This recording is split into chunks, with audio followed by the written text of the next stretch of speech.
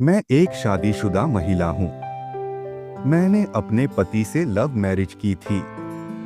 साल 2020 तक हम दोनों के बीच सब कुछ बहुत अच्छा चल रहा था।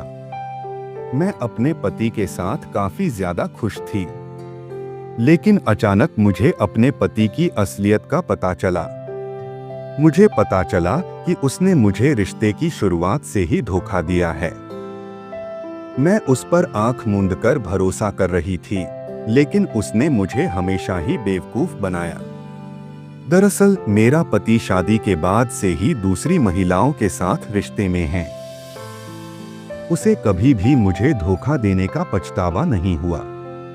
उसका पहले भी काफी लड़कियों के साथ अफेयर रह चुका है।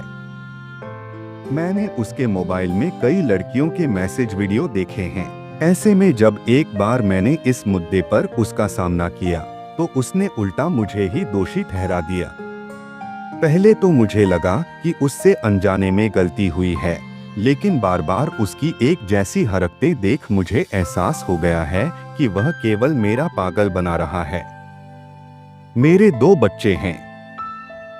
मैं इस रिश्ते को तोड़ना नहीं चाहती, लेकिन मुझे यह भी समझ नहीं आ रहा है कि मैं उसके साथ कैसे रहूं। मैं सब कुछ जानते हुए भी चुप हूं। मेरी मदद करें। मुझे बताएं कि इस मामले में क्या किया जा सकता है। कहते हैं कि मुझे यह देखकर बहुत दुख होता है कि लोग पल भर की खुशी के लिए अपनी शादी को बर्बाद करने में कोई कसर नहीं छोड़ते। मैं आपके मन की दशा अच्छे से समझ सकता हूँ। इंसान धोखा तभी बर्दाश्त कर पाता है जब माफी दिल से मांगी जाए, लेकिन बार बार चीटिंग करके आपके पति ने इस बात को साफ कर दिया है कि उन्हें आपसे प्यार नहीं है। वहीं उन्हें अपनी गलती का भी एहसास नहीं है। जैसा कि आपने कहा कि आप इस शादी को तोड़ना नहीं चाहती हैं। ऐसे में मैं आपसे यही कहूंगा कि आप अपने रिश्ते को बचाने के लिए एक आखिरी कोशिश जरूर कर सकती हैं। अगर आपके पार्टनर अपनी गलतियों का आप पर ही इल्जाम लगा रहे हैं, तो आपको उनके साथ एक बार बैठकर जरूर बात करनी चाहिए। उन्हें इस बात का एहसास दिलाएं कि आपको और इस रिश्ते को उनकी कितनी ज्यादा जरूरत है। यही नहीं, आप उनसे इस बारे में भी खुलकर बात करें और समझाएं कि शादीशुदा रिश्ते में वफादारी और ईमानदारी कितनी ज्यादा मायने रखती है। इस दौरान आप उन्हें यह भी बता सकती हैं कि अगर ये रिश्ता टूटता है तो इसका असर आपके दोनों बच्चों पर भी पड़ेगा।